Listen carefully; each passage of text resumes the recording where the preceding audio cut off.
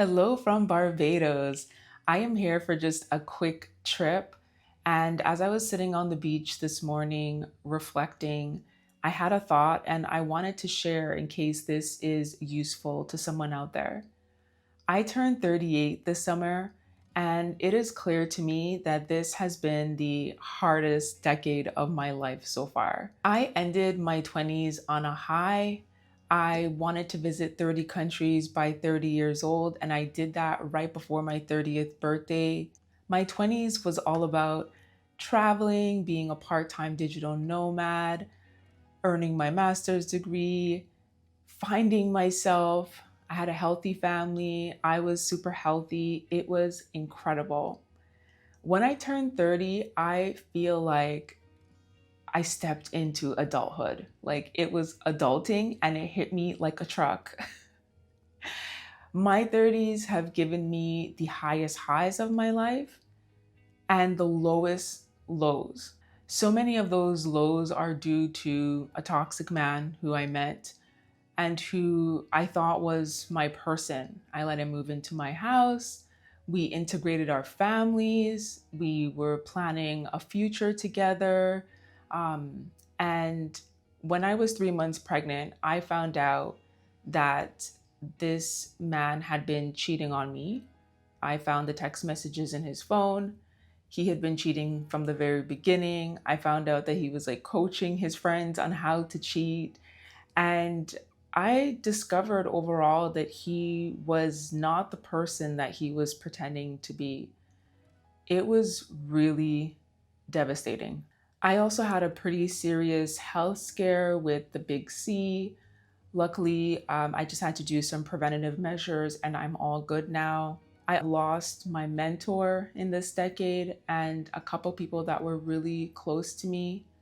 So my 30s has really beat me up in some ways, but I am still standing because of intentional decisions that I've made to heal myself, to recover, to feel better. Those did not happen naturally, and there were days where I felt like I would be stuck in depression and anxiety forever. But I'm not. I'm still here. I'm happy. I'm feeling better every day. I am getting myself out of survival mode every single day. It's still a work in progress, but there are some things that have really helped me feel better. And I want to share those with you in case you are facing a similar situation and you want to know, when does this end? How do I feel better? I want to share what worked for me in case something here resonates with you too.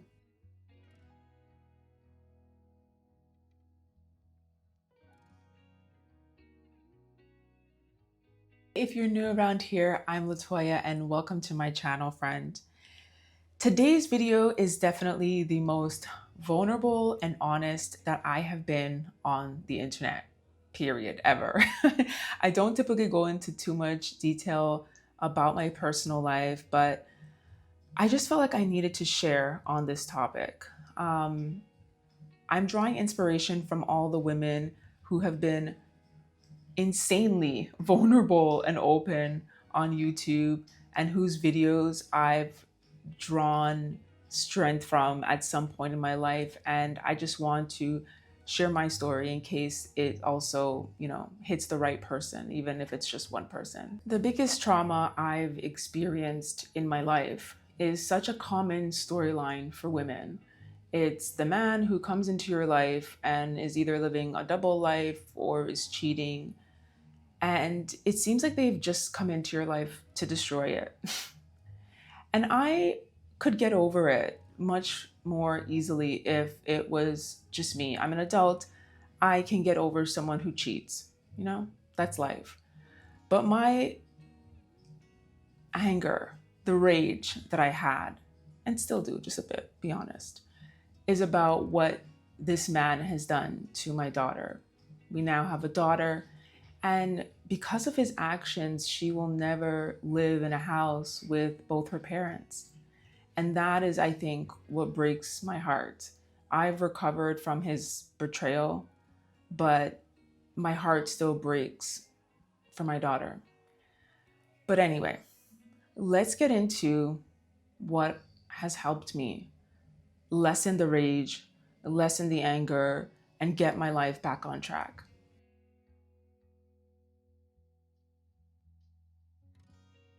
Therapy.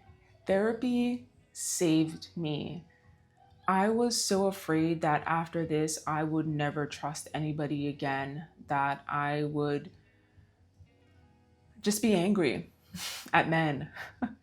And therapy really helped me to untangle so many of my emotions, the betrayal, the red flags that I missed, the feelings around my daughter. I mean, she's the greatest gift ever. And the anger that I felt about what he took from her was really hard to process for me. I have been doing CBT for the last 2 years. In a few months, it will be 2 years, and it has been just incredible to learn about myself, to reset my brain. My therapist has given me real strategies to use for moments where I'm feeling anxious or depressed or I'm dwelling on a thought. It's just been an absolute lifesaver, and I can't say enough about how much it's helped me. I've tried therapy in the past. My biggest obstacle, and I think many people have this obstacle because it is so expensive, is cost. So I've tried it in the past. And one, it was just not sustainable for me when I tried it in the past because of the cost. But two, I did have some therapists that I just didn't connect with. They weren't my people. So I stopped going. And I found my current therapist actually on IG. I know that sounds a little bit like unconventional, but there are legitimate, brilliant therapists that are now promoting on IG. So I would say, if you want to give therapy a try, but you can't afford it, there are two resources that I found that I will link to. One is for Canadians and the other for Americans.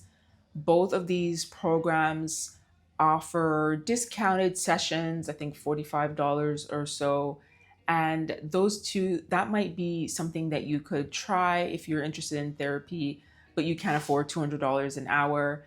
Maybe you could try, one of these websites that I will link to and see if there's a therapist that you connect with.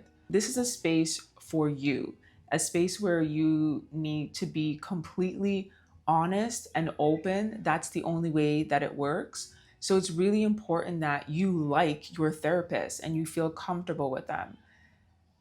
Therapy is like a two-way street. Sure, they're the experts and the professional in that space, but you have to also like them and have a good vibe from them. They could have all the credentials in the world, but if you don't feel comfortable, then it's a no. Don't be afraid to break up with your therapist if they're not the one for you. That is okay. I would also say, like, check IG and then keep your eyes open for discounted or government funded therapists. My therapist is actually government funded, and she was actually an ER doctor before. She's just everything that I've ever needed in a listening ear. And, so don't discount IG, don't discount social media for finding healthcare professionals.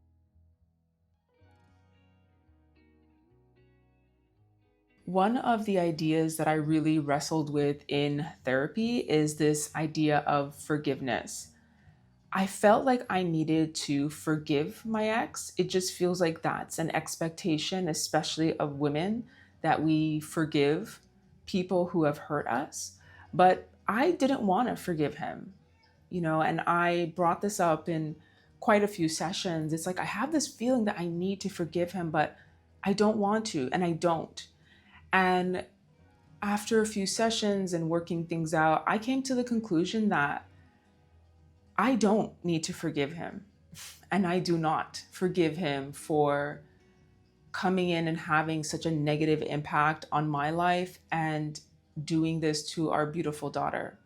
I don't. forgive him. And he has never really apologized anyway, right? So then there's that part. It's not like he's tried to make amends other than saying it, but his actions, um, and the fact that he still tries to make our lives quite challenging show that there really is no apology there. So I don't forgive him at all.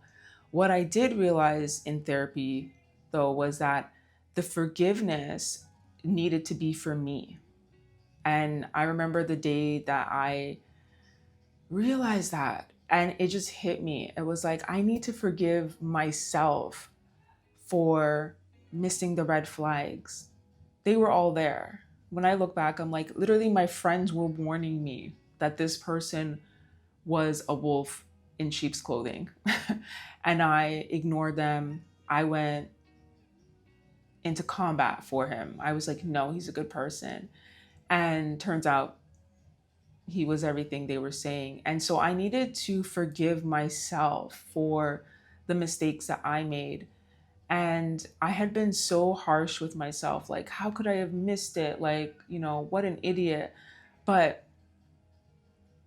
I also realized if this had happened to a friend of mine, I would never say anything like that to her because it's not her fault. It's the person who did all of this stuff. They need to carry the full responsibility. Forgiving myself allowed me to trust myself again, which of course is essential to a healthy well-being. I've also talked about grief in my sessions, and of course, death is a part of life, but that hurts. That really hurts when you lose people that you love. And talking through this has made me even more urgent about life, which I think is the beautiful thing about it. I've always been one who thinks I need to do everything today. And I've kind of settled down a bit in my 30s now. I know things can be kind of done in spread out, let's say, but there isn't forever. And I think going through these sessions has really put in the forefront of my mind how, we need to do things as soon as we can. There isn't always a tomorrow. Another thing that's been a total game changer for me is exercise and nature. You hear this all the time, and I used to roll my eyes and like people would be like, just work out, you're gonna feel so much better. I'm like, I don't have time. But working out actually gave me such an energy boost that I felt like I could do everything else in my day so much more effectively. And if you don't have time to do, a 45-minute workout 3 times a week, I understand. I've been there. I'm still there some weeks. What I do now is I have a walking goal. So every single day, I walk 10,000 steps tracked on my watch. Every day when I achieve that goal, just feel good. Even if my day was chaotic, it was messy, I just got through it. If I hit my 10K steps, I know I did something for me, for my body, and for my mental. And there is something so powerful in that. And when I have time, on top of my 10K steps, I try to do 3 45-minute workouts at home, like a HIIT workout, put on YouTube, take up my weights, do it at home. Simple. If I have to go to a gym, I think that would be more of a deterrent for me because I have to drive somewhere, I have to park. The driving time becomes another thing I'm going to start thinking about and an excuse why I'm not going to go to the gym.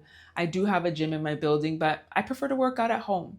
I love it. I put my mat down, I get my weights out. I want to make it as easy for myself as possible.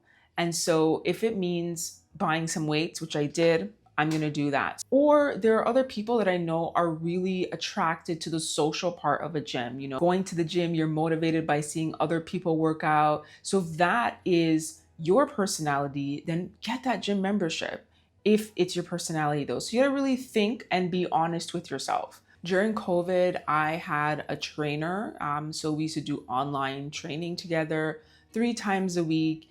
And that really gave me like the the fundamental things I needed to know about movement and about eating. And I've taken that knowledge with me. So I don't have that trainer anymore. I work out on my own, but it was really good for sort of getting that fundamental information. The other part that I wanted to mention was nature. Nature has been so healing for me. What I do now is when I bring my daughter to school in the morning, there's a big park across the street from her school. I go for a walk 3 times a week at least. 30 minutes to an hour, I can get in 5,000 steps in the morning, which is just a beautiful way to start the day. When I get back home and I start working, I just feel like so energetic, and the birds and like seeing all the insects, it just reminds you that there are different things happening in this world. It feels like our world can be so overwhelming and it's just maybe filled with these set of problems that you're constantly looking at. But when I go into nature, it just reminds me that there's so much more happening around me and I need to slow down so I can actually see it.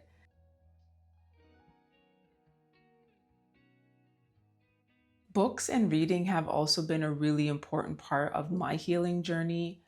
One book that I would say had one of the most lasting effects is Dare to Lead by Brene Brown. It's kind of weird because it's a business book. It's classified as a business book. It is for leaders. And I initially started reading it because I was in a leadership position and I wanted, to up my knowledge basically. What it turned out to be, though, was this beautiful book on vulnerability. And it showed me that in order to be courageous in life, you have to be vulnerable, and how important it is for your well being to be able to put yourself out there and be okay with being wrong and to really opening up. I mean, I just never expected that when I started reading Dare to Lead. And I still think about that book to this day. I read it, I think, 4 years ago, and it still has this really important place inside of me. Another book that I have loved for years and I reread it as often as I can is The Alchemist. Oh my gosh, what a beautiful, cute, simple, but moving story. And for me, The Alchemist was really important because it's this reminder that life is not a straight path. And you might think that you're in the place where you're supposed to be, but that's not the final resting place. There's still more to be done, still more to be discovered, and you have to keep moving. Even when you think you found a place that's very comfortable, you have to keep pushing. And I love The Alchemist. I've gifted that book to a bunch of people. I read that book for the first time, I think like 10 or 15 years ago, and I keep going back to it. It's just such a great little fictional book, and I highly recommend a read. So, these are some of my grounding activities, things that I do every day to make sure that I stay in the right mindset. Therapy, it's walking in nature, it's my 10K steps per day, exercising when I can, reading as much as I can, and really diving into like self-improvement stuff. So even if you're not into like reading a book, I follow a bunch of therapists so that I get those nuggets of information coming to me every day, because that really helps. Just those little nuggets that you can improve on your life incrementally really add up. So that's what I wanted to share today. Life is about ups and downs, and really it's about how we get through it. So these are the techniques I use. I'm sure other people will have other techniques and thoughts and different things. Hopefully there's something in here that you got of value for yourself. Thank you so much for watching, and I hope that whatever healing journey you are on, that you continue to push forward and know that you can change your life. It's up to you to make the changes, and they don't have to be big. It can be small changes that really add up over time. If you enjoyed this video, give it a like, subscribe for more videos, and see you in the next one. Bye.